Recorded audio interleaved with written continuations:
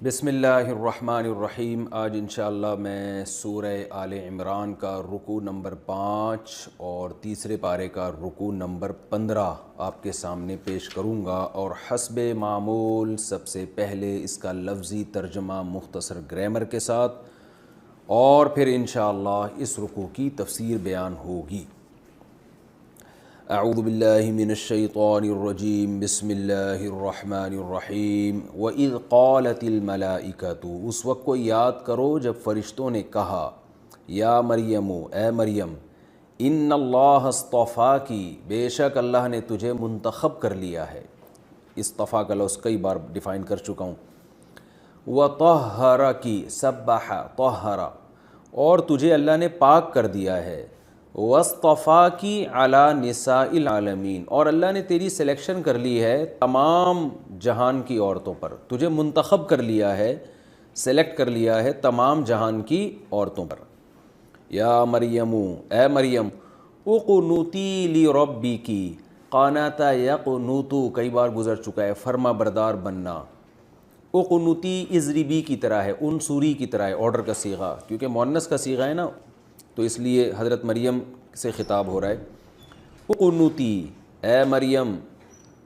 فرما بردار بن جا، لربکی، اپنے رب کے لیے، واسجدی، اور سجدہ کر، ورکعی، اور رکوع کر، مع الراکعین، رکوع کرنے والوں کے ساتھ۔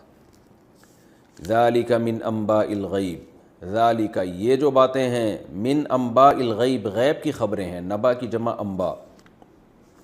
نوحیہ، اوحا یوحی ایحاء، اکرم یکرم اکرامن کی طرح، یہ ہم وحی کرتے ہیں الیک، آپ کی طرف، یعنی محمد صلی اللہ علیہ وسلم سے خطاب ہے۔ وما کنت لدیہم، اور نہیں تھے آپ، لدیہم، ان کے سامنے، لدینا ہمارے سامنے، اور لدیہم ان کے سامنے، آپ ان کے سامنے موجود نہیں تھے۔ اذ، جب، یلقون، اصل میں تھا یلقیون یکرمون کی طرح، القاء کا معنی ڈالنا۔ اذ یلقون اقلامہم، کہ جب وہ اپنے قلموں کو ڈال رہے تھے، قلم کی جمع اقلم، قلموں کو پھینک رہے تھے، ایہم یکفل مریم، کہ ان میں کا کون ہے جو کفالت کرے گا مریم کی، یعنی وہ اپنے قلم قرآن اندازی کے لیے ڈال رہے تھے یہ سوچ کر کہ پتہ نہیں کون ہم میں سے مریم کی قرآن اندازی کرے گا، کس کا نام آتا ہے۔ وما کنت لدیہم، اور اے محمد صلی اللہ علیہ وسلم آپ ان کے پاس موجود نہیں تھے، اذ یختصمون، جب وہ جھگڑا کر رہے تھے۔ اختصام خصومت سے نکلا ہے، خصم کہتے ہیں نا آپ کا جو اپوزیشن میں ہو، جو مد مقابل ہو، یا جو بھی آپ سے جھگڑا کرنے والا ہے۔ یختصمون، یکتسبون کی طرح، یعنی جب وہ جھگڑا کر رہے تھے مریم کی کفالت کے بارے میں، تو آپ اس وقت وہاں موجود نہیں تھے۔ اذ قالت الملائکۃ، جب فرشتوں نے کہا، یا مریم، اے مریم، ان اللہ یبشرکی، اے مریم اللہ تجھے خوشخبری دیتا ہے، بکلمۃ منہ، اپنی طرف سے کلمے کی، یعنی اللہ اپنی طرف سے کلمہ تجھے دے گا۔ کلمے سے مراد اس کی تفصیل میں، خیر تفصیل میں بتاؤں گا۔ بکلمۃ منہ، اپنی طرف سے کلمے کی، اسمہ المسیح، اس کا نام ہوگا مسیح عیسیٰ ابن مریم، اسمہ المسیح عیسیٰ ابن مریم، اس کا پورا نام ہوگا مسیح عیسیٰ ابن مریم، مریم کا بیٹا۔ وجیہن فی الدنیا، دنیا میں وجاہت والا ہوگا، عزت والا۔ وجیہ کہتے ہیں، وجہ اصل میں چہرے کو کہتے ہیں، تو انسان کی پہچان اور عزت چہرے سے ہوتی ہے نا، تو وجیہ اس آدمی کو جس کے چہرے کی ایک ویلیو ہو، یعنی جس کی شخصیت کی ایک ویلیو ہو، وجاہت کہتے ہیں نا، بڑا وجاہت والا آدمی ہے۔ وجیہن فی دنیا، دنیا میں بھی عزت دار ہوں گے، والآخرتی، اور آخرت میں بھی عزت دار ہوں گے، ومن المقربین، اور اللہ کے مقرب لوگوں میں سے ہوں گے، یعنی وہ لوگ جن کو اللہ کا قرب حاصل ہے ان لوگوں میں سے ہوں گے۔ وَيُكَلِّمُ النَّاسَ، اور وہ لوگوں سے کلام کریں گے، فی المہدی، گود میں بھی، مہد ماں کی گود کو کہا جاتا ہے، یہ بستر کو بھی کہا جاتا ہے جو ماں بچے کے لیے تیار رکھتی ہے۔ وَكَهْلًا، اور ادھیڑ عمر میں بھی، کہل کہولت کہتے ہیں جو 50 سال سے اوپر کی عمر ہے نا، جو جس کو ادھیڑ عمر کہا جاتا ہے، اور پختہ عمر۔ فی المہدی وکہلا، ومن الصالحین، اور وہ نیک لوگوں میں سے ہوگا۔ قالت، حضرت مریم نے فرمایا، ربی، ربی اصل میں تھا ربی، یا محذوف ہے، ربی، اے میرے رب، انا یکون لی ولد، میرے کہاں سے بچہ ہو جائے گا، ولد اولاد کو کہتے ہیں، ولم یمسسنی بشر، حالانکہ مجھے نہیں چھوا بشر کسی بھی انسان نے، مجھے تو ہاتھ تک نہیں لگایا کسی نے۔ قال، اللہ نے فرمایا یا فرشتے نے فرمایا، یہ بھی ہو سکتا ہے، کذالک اللہ، اسی طرح اللہ تعالیٰ، یخلق ما یشاء، جو چاہتا ہے پیدا کر دیتا ہے۔ اذا قضا امرا، قضا ضربہ کی طرح قضایا، جب وہ فیصلہ کرتا ہے، امرن کسی بھی کام کا، فإنما، تو صرف، یقول لہو، اس کام کے بارے میں کہہ دیتا ہے، کن، ہو جا، فیکون، وہ ہو جاتی ہے۔ وَيُعَلِّمُهُ الْكِتَابَ وَالْحِكْمَةَ، اور اللہ اسے سکھائے گا کتاب، والحکمہ، اور حکمت کی باتیں، والتورات، اور تورات بھی سکھائے گا، والانجیل، اور انجیل بھی سکھائے گا، ورسولاً، اور اسے رسول بنائے گا، الی بنی اسرائیل، بنی اسرائیل کی طرف، انی قد جئتکم بآیۃ من ربکم، کہ میں آیا ہوں تمہارے پاس تمہارے رب کی طرف سے نشانی لے کر، یعنی وہ یہ پیغام بندوں کو سنائے گا۔ یہاں ایک لفظ محذوف ہے، یقول، وہ عیسیٰ، وہ یہ کہے گا لوگوں سے، انی، کہ یہ بات کہے گا کہ بے شک میں، قد جئتکم، جئتو اصل میں تھا جیأتو، ضربتو کی طرح، کئی بار یہ لفظ آ چکا ہے، جئتکم، میں تمہارے پاس آ چکا ہوں، یہ چکا ہوں کا معنی قد کر رہا ہوں میں تمہارے پاس آ چکا ہوں، بآیۃ من ربکم، تمہارے رب کی طرف سے ایک بڑی نشانی لے کر۔ انی، وہ نشانی کیا ہے کہ بے شک میں، اخلق لکم، پیدا کرتا ہوں تمہارے لیے، من الطین، مٹی سے، طین مٹی کا جو گارا ہوتا ہے نا اس کو،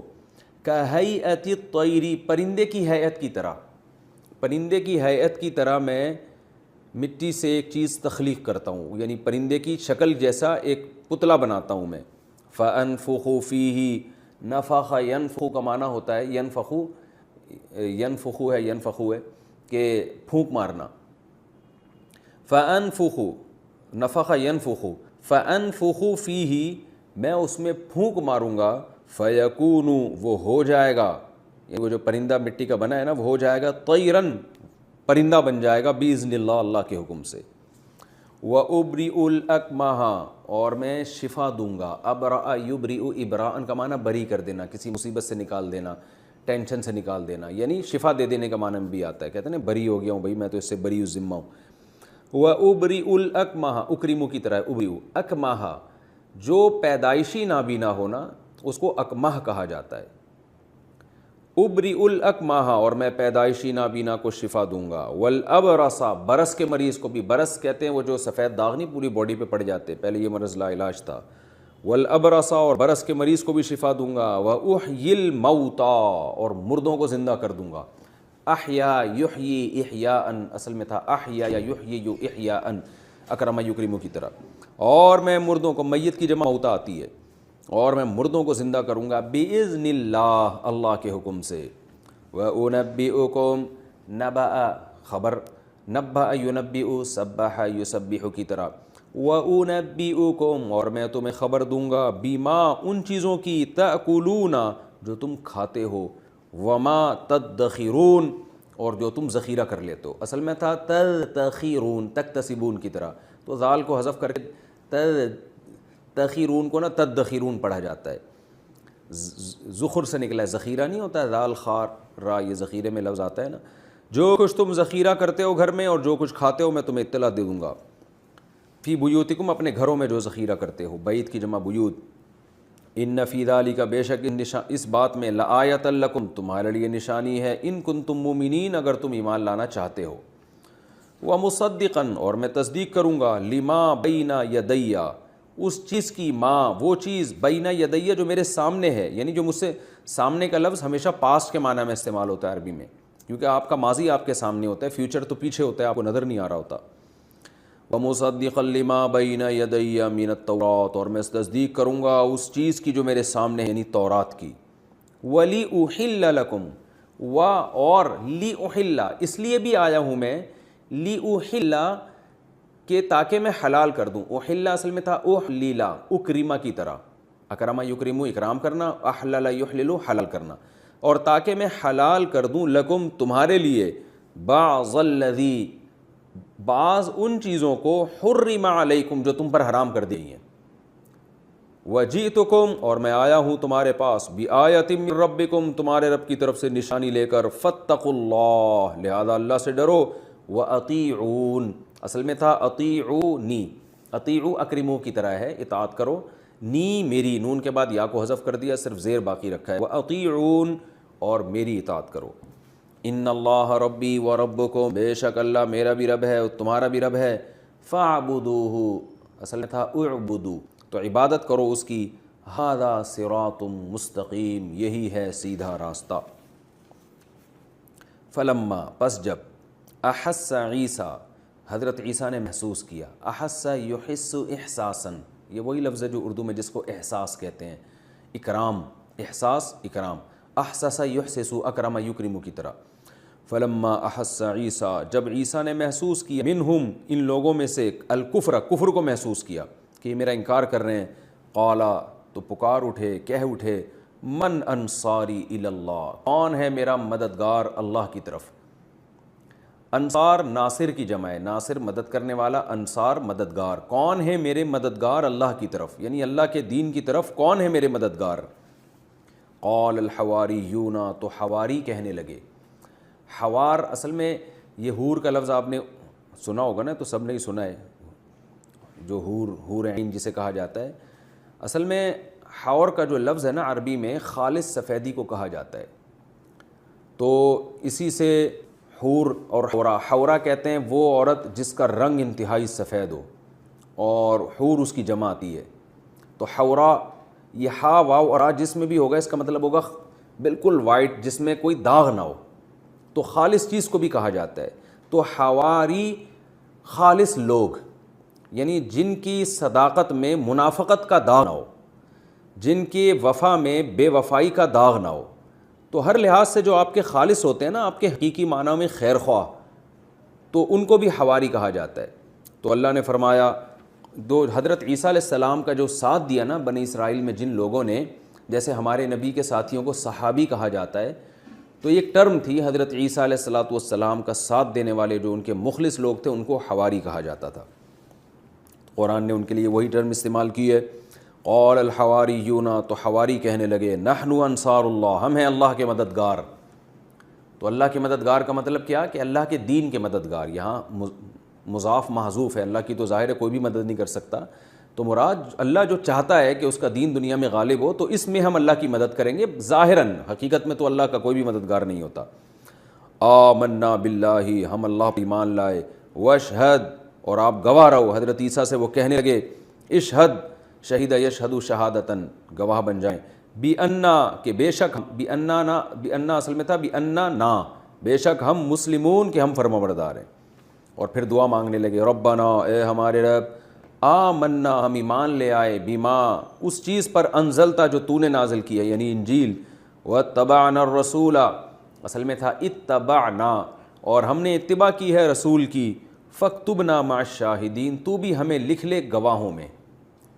کہ ہم ان کی جو ہے گواہی دے رہے ہیں اس میں ہمارا نام شامل کر لے تاکہ قیامت کے دن ہم انہی کے ساتھ ہوں وَمَكَرُوا وَمَكَرَ اللَّهُ اور ان لوگوں نے مکر کیا یعنی بنی اسرائیل میں جو دوسرے لوگ تھے انہوں نے مکر کیا بری تدبیر کو مکر کہا جاتا ہے وَمَكَرَ اللَّهُ اور اللہ نے بھی مکر کیا اس کو صنعت مشاکلت کہا جاتا ہے بار بار میں بتا چکا ہوں مکر اللہ کی طرف اس کی نسبت ٹھیک نہیں ہے اللہ بری تدبیریں نہیں کرتا لیکن جب کسی کے جواب میں یہ لفظ استعمال کیا جائے تو یہ بلاغت کا قاعدہ ہے کہ ایک کسی کے لیے جو لفظ استعمال کیا تو وہی لفظ دوسرے کے لیے بھی استعمال کیا تو اس میں یہ ہوتا ہے کہ پہلے کے لیے جس معنی میں ہے دوسرے کے لیے پھر اس معنی میں نہیں ہوتا بلکہ اس کے جواب کے معنی میں ہوتا ہے جیسے وَمَكَرُوا انہوں نے بری تدبیر کی وَمَكَرَ اللَّهُ اور اللہ نے ان کی بری تدبیر کا جواب دیا اس کی مثال ایسے جیسے قرآن کہتا ہے وَجَزَاءُ سَيِّئَةٍ سَيِّئَةٌ مِثْلُهَا برائی کا بدلہ اسی کے بقدر برائی ہے یعنی کوئی آپ سے اگر برائی کرتا ہے تو آپ بھی اسی کے بقدر برائی کر سکتے ہو حالانکہ جب آپ اس کے بقدر کرو گے تو وہ برائی تھوڑی ہوگی وہ تو اس کی برائی کا بدلہ ہوگا جو ایک جائز کام ہوگا لیکن چونکہ پہلے نے برائی کی ہے اور آپ اس کا بدلہ دے رہے ہیں تو اس کے لیے ورڈ وہی استعمال کرنا یہ لغت میں جائز ہے لیکن ویسے اگر آپ استعمال کریں ایک بالکل الگ سے کہ بھائی تم بھی لوگوں کے ساتھ برائی کر سکتے ہو تو یہ جائز نہیں ہے استعمال برائی تو جائز نہیں ہے تو جس نے آپ کے ساتھ برا کیا آپ اس کے ساتھ اتنا ہی برا کر سکتے ہیں اس موقع پہ یہ لفظ استعمال کرنا جائز ہے ایسے سینٹینس میں. حالانکہ وہ جو آپ جب برا کریں گے وہ برا تھوڑی ہوگا, برا تو وہ ہے جس نے پہل کیا نا, آپ تو جواب دے رہے ہیں اس کو.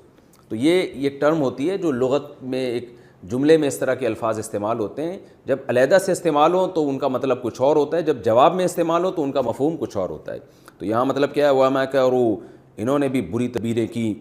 وَمَكَرَ اللَّهُ, اور اللہ نے بھی ان کے مکر کا جواب دیا. یا ہم یوں کہیں گے اللہ نے بھی خفیہ تدبیریں کی, کیونکہ بری تدبیریں اکثر خفیہ طریقے سے ہوتی ہیں. تو اللہ نے بھی ان کے ساتھ خفیہ تدبیریں کی, یعنی ان کو ایسا لگا کہ ہمیں کچھ بھی نہیں ہوگا, حالانکہ اللہ نے ان کو مغلوب کر دیا, ان کو سزا دی, ان کی تدبیروں کو کالعدم کر دیا. واللہ خیر الماکرین, اور اللہ خفیہ تدبیریں کرنے والوں میں سب سے بہتر ہے. نہیں, اللہ سے کون مقابلہ کر سکتا ہے. یہ تو اس رکوع کا لفظی ترجمہ اور مختصر گرامر ہو گئی. اب ہم اس کی تفسیر کی طرف چلتے ہیں. وَإِذْ قَالَتِ الْمَلَائِكَةُ يَا مَرْيَمُ, آپ کو پتہ ہے اس سے پہلے رکوع میں حضرت زکریا علیہ السلام کا تذکرہ ہوا کہ ان کو بڑھاپے میں اللہ نے اولاد دے دی. حضرت مریم کے وہ بے موسم پھل دیکھتے تھے اور اللہ نے پھر انہوں نے اللہ سے اولاد کا مطالبہ کیا, کیونکہ آل عمران کے احوال چل رہے ہیں. پھر اللہ نے زکریا علیہ السلام سے فرمایا کہ جب آپ کی زوجہ کو حمل ہو تو آپ نے اللہ کا ذکر کثرت سے کرنا ہے. اب حضرت مریم جو حضرت زکریا علیہ السلام کی کفالت میں بڑی ہوئی ہیں, ان کے احوال ذکر کیے جا رہے ہیں. اور کیوں؟ اس لیے کہ اس سورت کا شان نزول ہی اصل میں عیسائیوں سے خطاب ہے. نبی صلی اللہ علیہ وسلم کے اہل نجران سے مکالمہ چل رہا ہے, اور اہل نجران سے خط و کتابت بھی ہوئی آپ صلی اللہ علیہ وسلم کی. تو اس سلسلے میں قرآن مجید کی آیات نازل ہوئیں, اور اس میں حضرت مریم کی حیثیت کو بیان کیا جا رہا ہے, حضرت عیسیٰ کی حیثیت کو بیان کیا جا رہا ہے, ان کی عظمت کو بیان کیا جا رہا ہے. تو اللہ فرماتے ہیں وہ وقت بھی یاد کرنے کے قابل ہے جب فرشتوں نے کہا, حضرت مریم عبادت کر رہی تھیں, فرشتوں نے حضرت مریم کو کہا ان اللہ اصطفاکی, اے مریم اللہ نے تجھے منتخب کر لیا ہے, وطہرکی, اور تجھے پاک کر دیا ہے. پاک کا مطلب روحانی بیماریوں سے پاک کر دیا. حسد, بغض, جو آج انسانوں میں بیماریاں ہوتی ہیں نا, دنیا کی محبت, دنیا کی لالچ, ان تمام بیماریوں سے اللہ نے تجھے پاک کر دیا ہے. واصطفاکی علی نساء العالمین, اور یہ جو پہلے کہا کہ اللہ نے تجھے منتخب کر دیا, اس میں یہ وہم ہو سکتا تھا کہ بھائی بہت سے لوگ سلیکٹڈ ہوتے ہیں, تو اگلے استفاء میں بتا دیا کہ معمولی سلیکشن نہیں ہے, تمام جہان کی تمام عورتوں پر اللہ نے تجھے منتخب کیا ہے. یعنی اس پہلے والے استفاء کو ڈیفائن کر دیا ہے اگلے استفاء نے. اور یہ بھی بلاغت کا ایک طریقہ ہے کہ پہلے آپ مبہم بات کریں, پھر اگلے جملے میں اس کی تفصیل کریں, تو اس سے بات اور زیادہ بلیغ ہو جاتی ہے. تو اے مریم اللہ نے تجھے تمام جہان کی عورتوں پر منتخب کر لیا ہے. یا مریم اقنتی لربی کی, اے مریم تو اپنے رب کے لیے فرما بردار بنی رہے. یعنی اللہ نے جب تجھے یہ مقام دیا ہے تو تو نے بھی رب کی نافرمانی نہیں کرنی. وسجدی, اور سجدہ کرنا ہے, ورکعی, اور رکوع بھی کرنا ہے, مع الراکعین, جیسے دوسرے لوگ رکوع کرتے ہیں. سجدہ کرنا, یہ تو رکوع اور سجدہ ظاہر ہے نماز میں ہوتا ہے, تو مراد اس سے یہ ہے کہ تو نے نماز قائم کرنی ہے. اللہ کو عبادت میں سب سے زیادہ محبوب عبادت نماز لگتی ہے. اور قنت یقنتو کا معنی اطاعت کرنا بھی ہوتا ہے لیکن قیام کرنا بھی ہوتا ہے. یعنی فرما بردار بن کے نماز کا جو قیام ہے نا, وہ بھی قنوت ہی کہلاتا ہے. جیسے قرآن میں آتا ہے نا, قوموا للہ قانتین, اللہ کے سامنے کھڑے ہو جاؤ فرما بردار بن کر. تو اس کا یہ بھی مطلب ہو سکتا ہے اے مریم تو نے قیام بھی کرنا ہے, تو نے سجدہ بھی کرنا ہے, اور رکوع کرنے والوں کے ساتھ رکوع بھی کرنا ہے. یہاں ایک سوال پیدا ہوتا ہے کہ رکوع کرنے والوں کے ساتھ رکوع کرنے کا کیا مطلب ہے؟ سجدہ کرنے والوں کے ساتھ سجدہ کرنے کا تو اللہ نے ذکر نہیں کیا. اقنتی لربکی مع القانتین بھی نہیں کہا کہ تو نے قنوت کرنا ہے قنوت کرنے والوں کے ساتھ, تو نے سجدہ کرنا ہے سجدے کرنے والوں کے ساتھ. رکوع میں یہ فرمایا کہ رکوع کرنے والوں کے ساتھ. تو یاد رکھیں یہاں ساتھ کا مطلب جماعت سے نماز پڑھنا نہیں ہے, کیونکہ عورت کے لیے اصل حکم یہی ہے کہ وہ جماعت سے نماز نہ پڑھے, گھر میں نماز پڑھے. یہاں مطلب یہ ہے کہ جیسے دوسرے لوگ نماز میں رکوع کرتے ہیں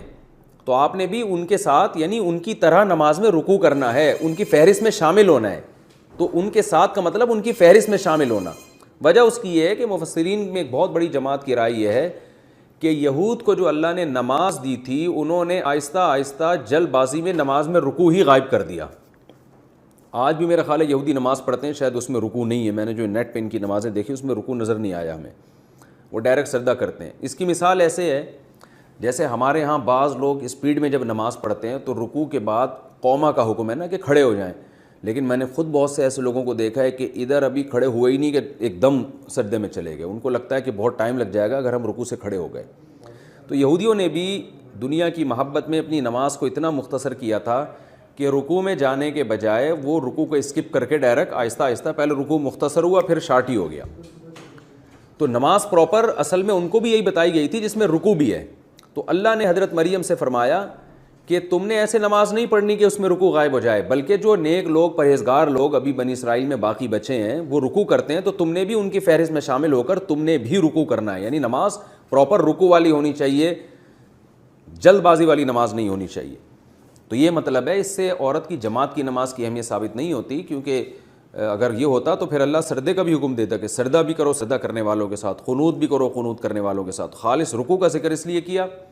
کہ رکوع بنی اسرائیل میں جو ہے وہ ان کی نمازوں میں غائب ہو چکا تھا۔ تو اللہ تعالیٰ نے یہاں حضرت مریم کو حکم دیا کہ تو نے عبادت پہ قائم رہنا ہے۔ یہ جو اللہ نے حضرت مریم کو فرشتوں کے ذریعے حکم دیا، یہ الہام ہے جو اہل اللہ کو ہوتا ہے، اور یہ قرآن سے ثابت ہے، کیونکہ حضرت مریم نبی نہیں تھیں۔ وجہ کیا ہے؟ قرآن مجید میں اللہ نے صاف طور پر فرمایا سورہ مومنون میں کہ وما ارسلنا قبلک الا رجالا نوحی الیہم، ہم نے جتنے بھی پیغمبر بھیجے ہیں سب مرد بھیجے ہیں، یعنی کسی عورت کو اللہ نے نبی نہیں بنایا۔ تو حضرت مریم علیہ السلام نبی نہیں ہے کیونکہ عورت ہیں، لیکن فرشتے ان کو وحی بھی کر رہے ہیں، ہم کلام بھی ہو رہے ہیں۔ تو اس سے پتہ چلتا ہے کہ غیر پیغمبر کو بھی فرشتے اس سے بھی ہم کلام ہو سکتے ہیں۔ تو یہ جو فرشتے جب پیغمبر کے علاوہ کسی سے بات چیت کریں اور اس کو وحی کریں تو اس وحی کو اصطلاح میں وحی نہیں بلکہ الہام کہا جاتا ہے، اور وہ وحی جو نبوت والی ہوتی ہے اس میں اور اس میں فرق ہوتا ہے۔ وہ فرق یہ ہوتا ہے، دو فرق علماء نے بیان کیے ہیں۔ ایک تو یہ کہ وہ وحی کا بنیادی مقصد اللہ کا پیغام بندوں تک پہنچانا ہوتا ہے، اگرچہ ہر وحی میں کوئی پیغام نہیں چھپا ہوا ہوتا، لیکن اس کا بنیادی مقصد یہ ہوتا ہے کہ یہ وہ وحی ہوگی جس میں پیغمبر اللہ کا پیغام اللہ کے بندوں تک پہنچائیں گے۔ دوسری بات یہ کہ وہ وحی بہت زیادہ قطعی ہوتی ہے، اس کا انکار کفر ہے، جبکہ الہام والی جو وحی ہے اس میں اس بات کا امکان ہوتا ہے کہ جس کو وحی ہو رہی ہے وہ اس کا اپنا دماغی تخیل نہ ہو، ایسا نہ ہو شیطان دل میں وسوسے ڈال رہا ہو اور آپ اس کو فرشتے کا الہام سمجھے، اس میں اس بات کا امکان ہوتا ہے۔ لیکن قرآن نے چونکہ بتا دیا کہ حضرت مریم پہ جو وحی ہوئی تھی وہ صحیح تھی، تو اب ہمارے لیے اس پر ایمان لانا فرض ہو گیا ہے کہ چونکہ اللہ نے جب ہمیں بتا دیا تو اس کا مطلب یہ واقعی الہام قطعی تھا، یقینی تھا، یہ وہ الہام نہیں تھا جس کے بارے میں دو رائے ہو سکتی ہیں کہ صحیح بھی ہو سکتا ہے اور غلط بھی ہو سکتا ہے۔ لیکن تمام امت کا اہل سنت والجماعت کا اس پر اجماع ہے کہ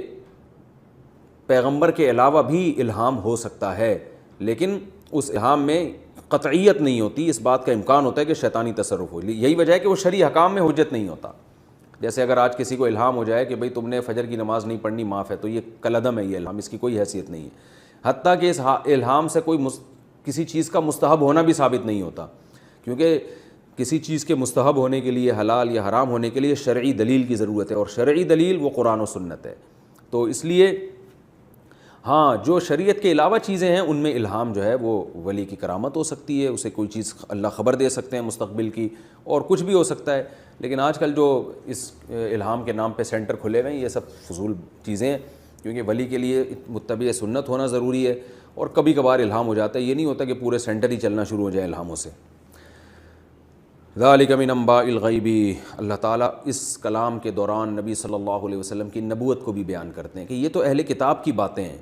لیکن آپ ان کو کتنے بہترین انداز سے بیان کر رہے ہیں۔ یہ جو اہل نجران کے قاصد آپ کے پاس آئے ہوئے ہیں، ان کو اسی سے دیکھ کے یقین کر لینا چاہیے کہ آپ اللہ کے سچے پیغمبر ہیں، کیونکہ ان کی باتیں ہیں جو انجیل میں لکھی ہوئی ہیں، اور یہ یہود و نصارہ کو یہ باتیں پتہ ہیں اور ان کی تاریخی کتابوں میں ہیں،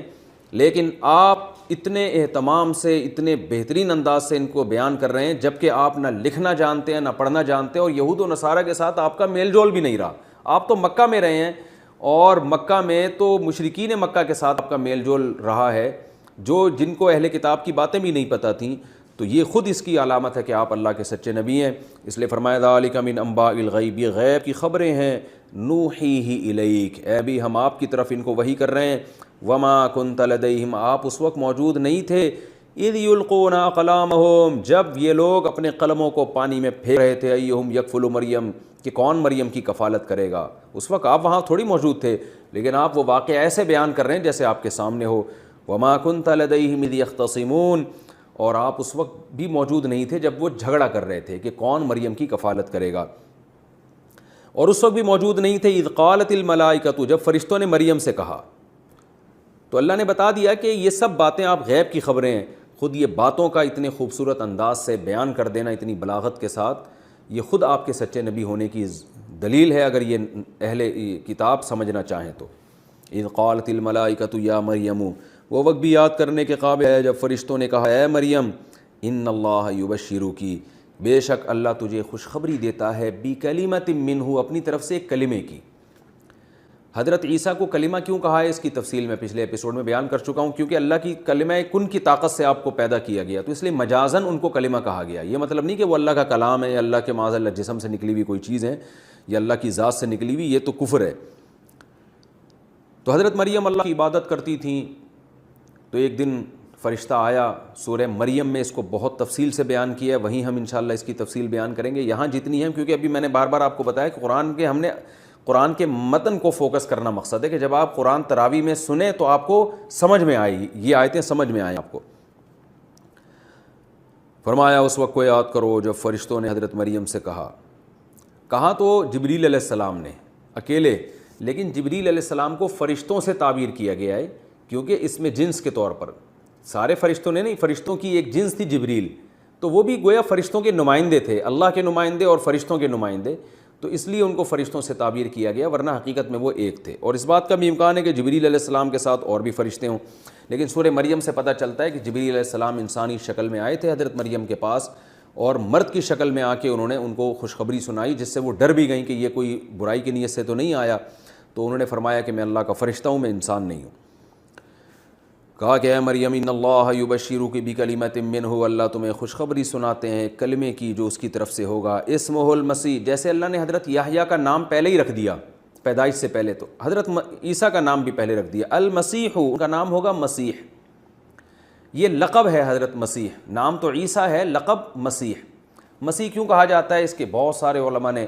اس کی وجوہات بیان کی ہیں، راجح باتیں دو ہیں، ایک تو یہ مسح سے نکلا ہے، مسح کا معنی چھونا، تو وہ چھوا کرتے تھے، ظاہر ہے برس کے مریض کو ہاتھ لگایا وہ ٹھیک ہو گیا، مادرزاد نابینا کو ہاتھ لگایا وہ ٹھیک ہو گیا، تو مس سے نکلا ہے۔ بعض نے کہا ہے کہ یہ سیح فی الارض سے ہے، زمین میں چلنا پھرنا، تو حضرت مسیح علیہ السلام قرب قیامت میں جب نازل ہوں گے تو پوری دنیا کا سفر کریں گے، کیونکہ مسلمانوں کے کمانڈر بن کے نازل ہوں گے تو پوری دنیا کا سفر کریں گے، اس لحاظ سے ان کو مسیح کہا گیا، واللہ اعلم۔ عیسیٰ، جو عیسیٰ ان کا نام ہوگا ابن مریم، ان کا نام ہی عیسیٰ ابن مریم ہوگا، وجیہاً فی الدنیا، دنیا میں بھی عزت دار ہوں گے، والآخرتی، اور آخرت میں بھی عزت دار ہوں گے، ومن المقربین، اور اللہ کے مقرب بندوں میں سے ہوں گے، اور ان کو اللہ ایسے ایسے معجزے دے گا، ویکلم الناس فی المہدی،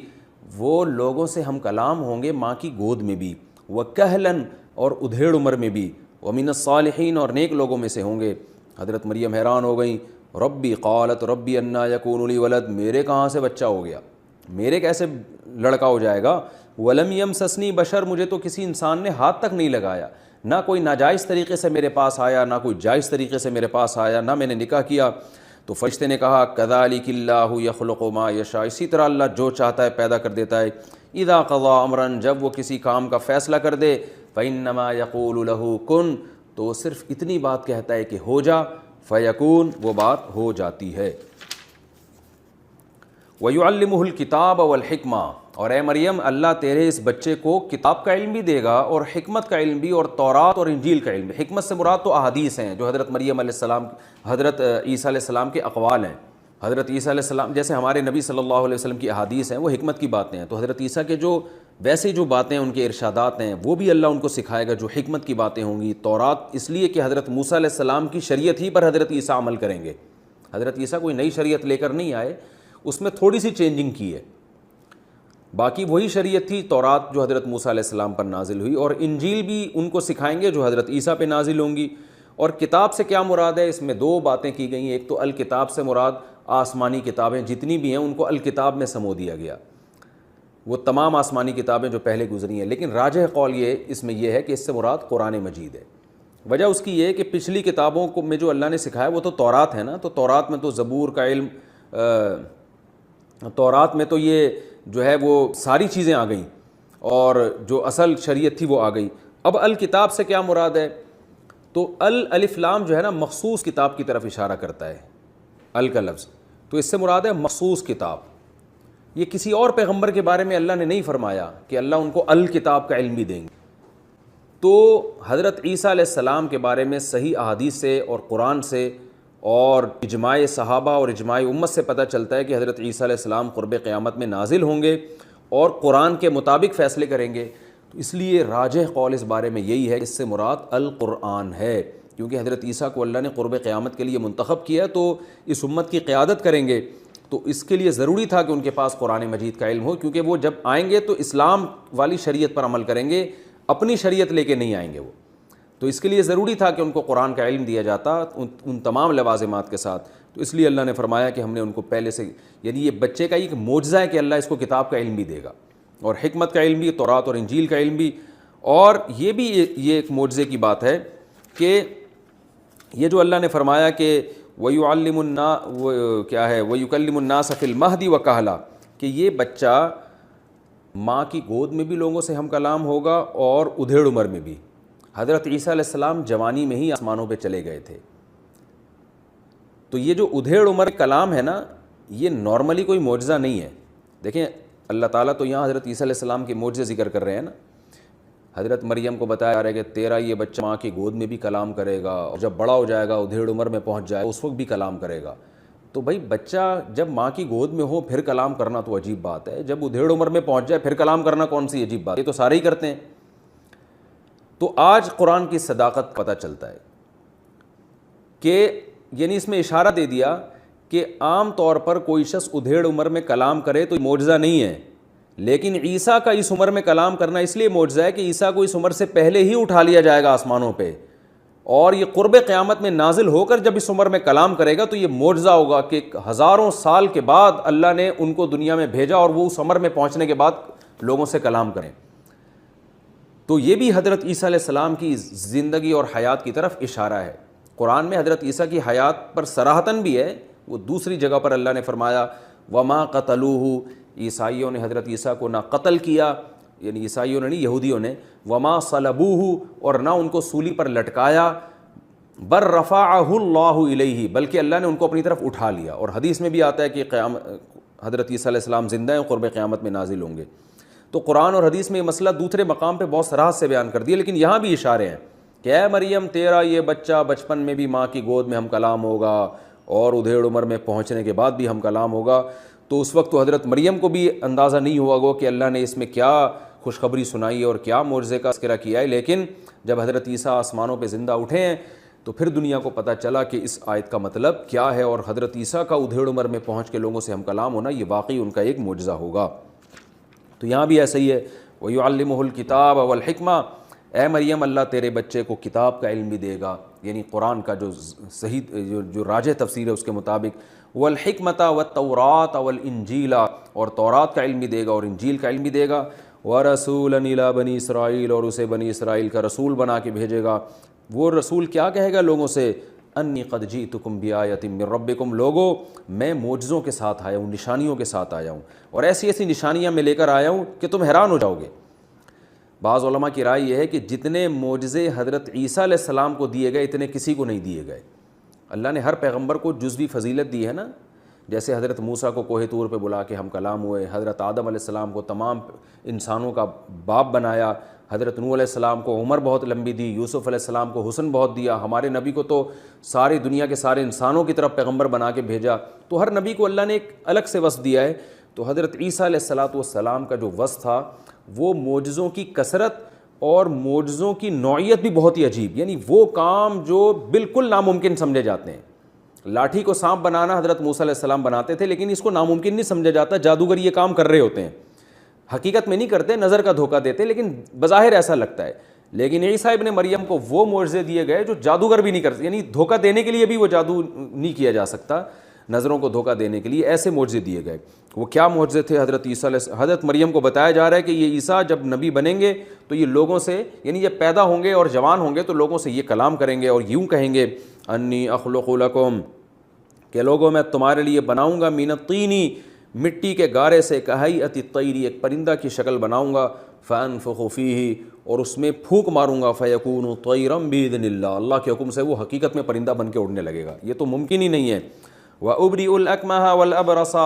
پیدائشی نابینا جس کو میڈیکل سائنس فیل ہو چکی ہے، آج بھی میڈیکل سائنس یہ کہتی ہے پیدائشی نابینا کی بینائی واپس نہیں لوٹائی جا سکتی، تو میں پیدائشی نابینا کو شفا دوں گا، کوڑ کے برس کے مریض کو شفا دوں گا، اور مردوں کو زندہ کروں گا، اور یہ تمام کام بِإِذْنِ اللہ، اللہ کے حکم سے ہوں گے۔ کیا مطلب؟ یہ میں نہیں کر رہا، یہ میرے ہاتھ پہ اللہ کر رہا ہوگا۔ یعنی یہ اس لیے بتا دیا تاکہ لوگ مجھے خدا نہ سمجھنا شروع کر دیں، میرے پاس اختیارات نہیں ہیں، یہ سارے کام اللہ کے حکم سے ہو رہے ہوں گے۔ وَأُنَبِّئُكُم بِمَا تَأْكُلُونَ،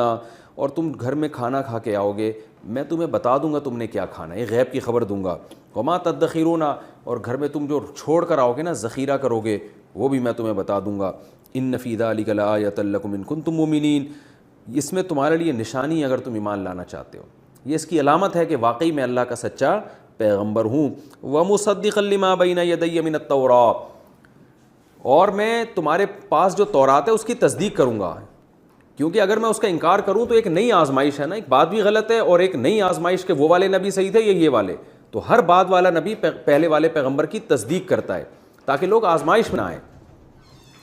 تو اس لیے مصدقا لما بین یدی من التوراۃ، جو تورات تمہارے پاس ہے نا، میں اس کو سچا قرار دوں گا، اسی پر تمہیں چلاؤں گا۔ وَلِأُحِلَّ لَكُم بَعْضَ الَّذِي حُرِّمَ عَلَيْكُمْ،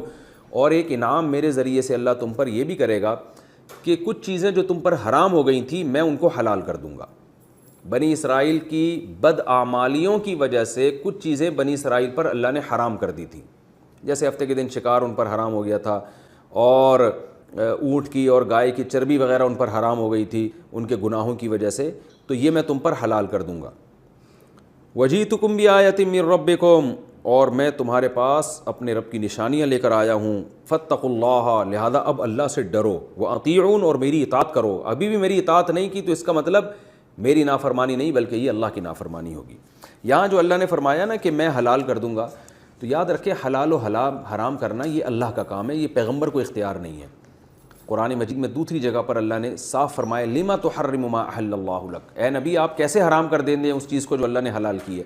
تو نبی صلی اللہ علیہ وسلم کو جب یہ اختیار نہیں تھا تو حضرت عیسیٰ کو کہاں سے؟ تو اس کو نسبت مجازی کہا جاتا ہے۔ حضرت عیسیٰ نے کہا میں حلال کروں گا، مطلب یہ کہ حلال تو اللہ کرے گا، میں اس حلت کو بیان کر دوں گا، تو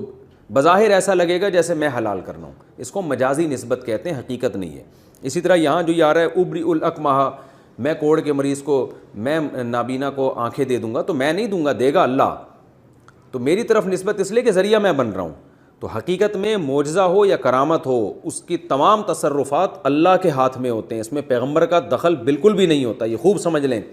اگر کوئی یہ سمجھتا ہے کہ پیغمبر اپنے اختیار سے چاند کے 2 ٹکڑے کر رہے ہیں، یا پیغمبر اپنے اختیار سے مردے کو زندہ کر رہے ہیں، اللہ نے ان کو مردے کو زندہ کرنے کا گویا اختیار دے دیا ہے، تو یہ شرک ہے، کفر ہے، یہ بالکل حرام ہے۔ قرآن میں جگہ جگہ اس شرک کی اور کفر کی نفی ہے۔ تو ہمارے نبی نے جو چاند کے 2 ٹکڑے کیے تو صرف اشارہ کیا ہے، ٹکڑے اللہ نے کیے ہیں۔ حضرت عیسیٰ جو مردے کو کہتے تھے اللہ کے حکم سے کھڑا ہو جا، تو صرف کہتے تھے، زندگی اس میں اللہ ڈالتا تھا۔ حضرت عیسیٰ جو مٹی کا پتلا بنا کے اس میں پھونک مارتے تھے تو اس میں حیات اللہ ڈالتا تھا، حضرت عیسیٰ نہیں ڈالتے تھے۔ تو یہ اس نسبت کو مجازی نسبت۔ اسی طرح حضرت عیسیٰ نے کچھ چیزوں حرام جو تھی حلال کر دیا، تو حضرت عیسیٰ نے نہیں کیا، اللہ نے حلال کیا جس کو حضرت عیسیٰ نے بیان کیا ہے، تو مجازاً ان کی طرف نسبت کر دی گئی ہے۔ مجازی نسبت ایسے ہوتی ہے جیسے ہم کہتے ہیں یار میں 3 پلیٹیں کھا گیا بریانی کی، تو پلیٹیں تھوڑی کھائی ہوتی ہیں آپ نے تو بریانی کھائی ہوتی ہے جو پلیٹوں کے اندر ہوتی ہے، لیکن وہ بریانی کو حذف کر دیا۔ گاڑی پنچر ہو گئی ہے، حالانکہ گاڑی نہیں، گاڑی کا ٹائر پنچر ہوا ہوتا ہے۔ تو یہ لغت میں ایسے مجاز جو ہے نا یہ جائز ہوتا ہے، اس طرح سے مجازن کسی چیز کی طرف نسبت کر دینا۔ تو آگے فرمایا ان اللہ ربی و ربکم فاعبدوہ، اللہ میرا بھی اور تمہارا رب ہے، اس کی عبادت کرو۔ ھذا صراط مستقیم، یہی ہے سیدھا راستہ۔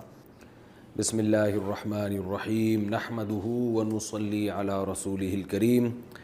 سورہ آل عمران کا رکوع نمبر 6 اور تیسرے پارے کا رکوع نمبر 13 یہ چل رہا تھا، اس کا لفظی ترجمہ بھی ہو چکا تھا مختصر گرامر کے ساتھ، اور اس کی تفسیر بھی تقریباً ہو چکی تھی۔ آخری 2 آیتوں کی تفسیر رہ گئی تھی، وہ میں کر کے پھر جو اس میں ہمیں نقطے ملتے ہیں وہ بیان کر کے پھر اگلے رکوع کی طرف چلتے ہیں۔ اعوذ باللہ من الشیطان الرجیم، بسم اللہ الرحمن الرحیم۔ حضرت مریم علیہ الصلاۃ والسلام کو خوشخبری دی جا رہی ہے کہ آپ کے بیٹا پیدا ہوگا بغیر باپ کے، اور اس کی یہ خاصیتیں ہوں گی۔ قرآن کہتا ہے فلما احس عیسیٰ منہم الکفر قال من انصاری الی اللہ، جب حضرت عیسیٰ علیہ السلام نے کفر محسوس کیا بنی اسرائیل سے، یعنی معجزے بے پناہ دکھائے ان کو، اور اللہ نے آپ کو بچپن میں ماں کے گود میں بولنے کی توفیق عطا فرمائی، اپنی پاک دامنی کو، اپنی ماں کی پاک دامنی کو بیان کیا، لیکن اس کا رزلٹ کیا ہوا؟ میجورٹی نے انکار کیا۔ قال من انصاری الی اللہ، تو فرمانے لگے کون ہے جو اللہ کی طرف میرا مددگار ہے؟ قال الحواریون نحن انصار اللہ، بنی اسرائیل میں جو حواری تھے، جو آپ کے خاص فالوورز تھے، جو خالص لوگ تھے، میں نے حواری کا پورا مفہوم بیان کیا تھا آپ کے سامنے پچھلے ایپیسوڈ میں کہ حواری کو حواری کیوں کہا جاتا ہے۔ جو مخلص لوگ تھے انہوں نے کہا کہ ہم اللہ کے مددگار ہیں، کیونکہ آپ کی مدد گویا اللہ کی مدد ہے، اور اللہ کی مدد کا مطلب اللہ کے دین کی مدد۔ قرآن مجید میں اور بھی جگہوں پر اللہ نے اپنے دین کی مدد کو اپنی مدد قرار دیا ہے، جیسے قرآن میں آتا ہے ان تنصروا اللہ ینصرکم، اے ایمان والو اگر تم اللہ کی مدد کرو گے تو اللہ بھی تمہاری مدد کرے گا، یعنی اللہ کے دین کی اگر مدد کرو گے۔ تو اس میں حکمت یہ ہے کہ یہاں دین کا لفظ محذوف ہے، یعنی ان تنصروا دین اللہ، حذف اس لیے کیا یہ بتانے کے لیے کہ اللہ کو اپنا دین اتنا محبوب ہے، اتنا محبوب ہے کہ اللہ کے دین کی مدد اللہ ہی کی گویا مدد کہلائے گی۔ گویا تم جب اللہ کے دین کو سپورٹ کر رہے ہو تو یوں سمجھا کرو گویا کہ ہم اللہ کو سپورٹ کر رہے ہیں۔ تو حواری کہنے لگے ہم ہیں اللہ کے مددگار، ہم اللہ پر ایمان بھی لاتے ہیں، اور اے عیسیٰ آپ بھی گواہ رہیں کہ ہم مسلم ہیں، ہم فرما بردار ہیں، قیامت کے دن آپ ہمارے حق میں گواہی دیجیے گا۔ ربنا آمنا بما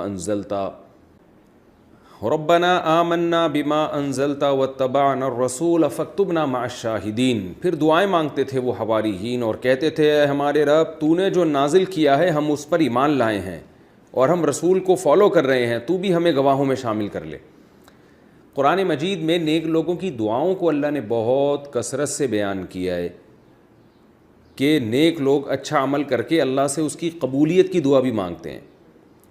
سورہ آل عمران ہی میں یہ مضمون آئے گا کہ جو صحابہ کرام اور اہل ایمان ہیں قیامت تک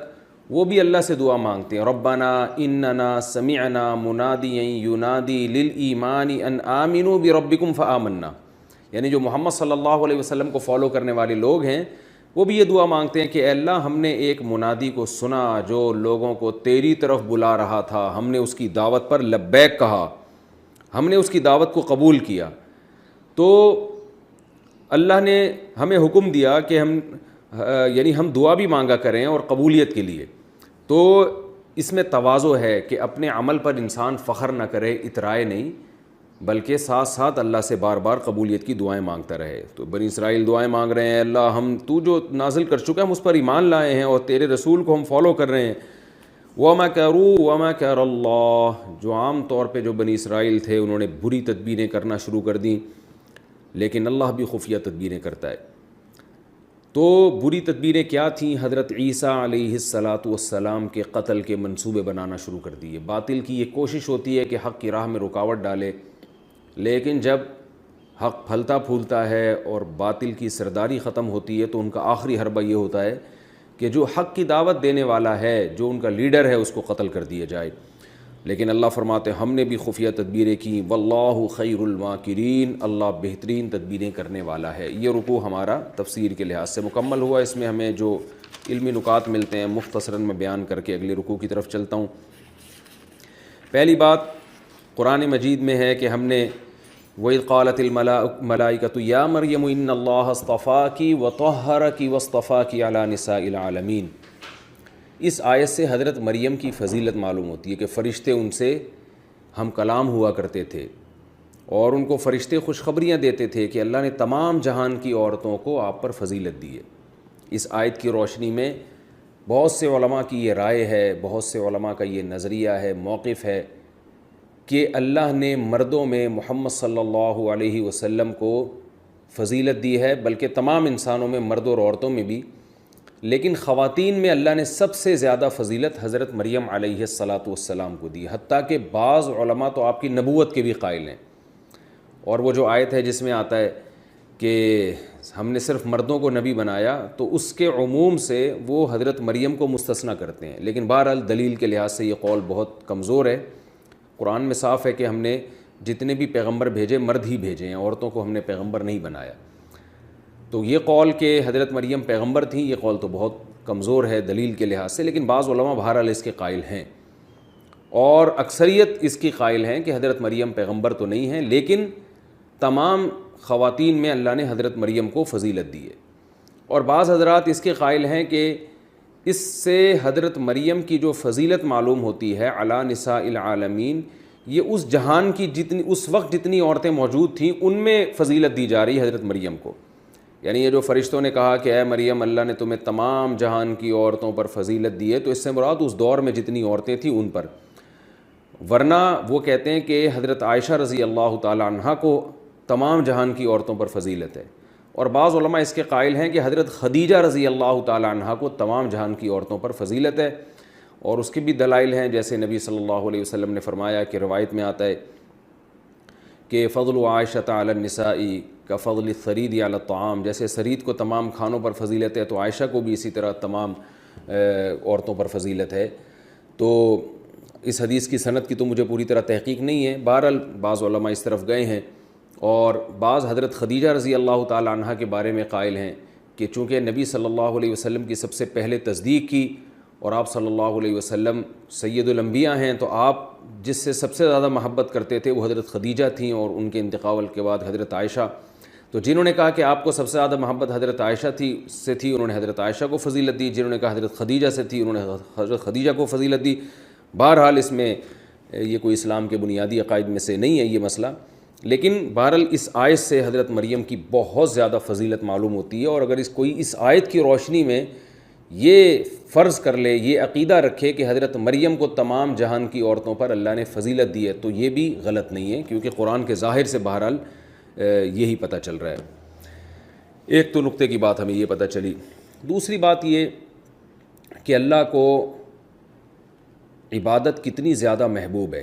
اللہ نے حضرت مریم کو بہت اونچا مقام دیا، تو ان کو حکم کیا دیا کہ وسجدی ورکعی، سجدہ بھی کرنا ہے، رکوع بھی کرنا ہے۔